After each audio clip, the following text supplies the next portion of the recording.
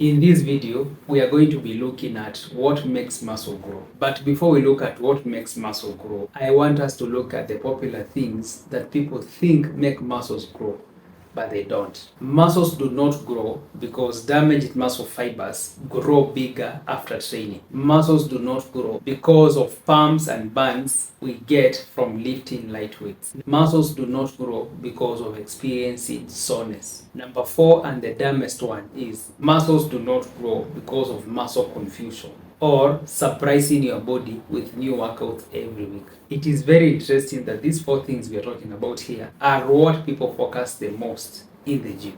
They may contribute to some muscle growth, but the main initiator of muscle growth is something called mechanical tension. All training related muscle growth happens as a result of placing your muscles under high tension. The muscle fibers are stretched and pulled under pressure when you lift, and that is what we call mechanical tension. The cycle goes like this.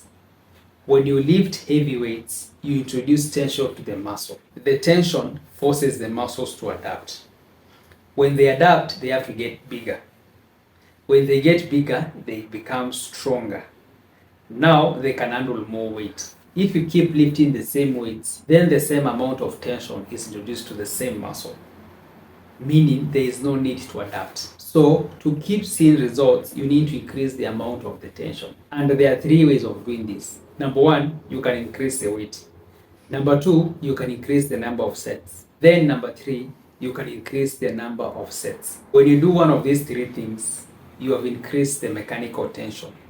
When you increase the mechanical tension, then the muscles have to adapt, and they adapt by getting bigger.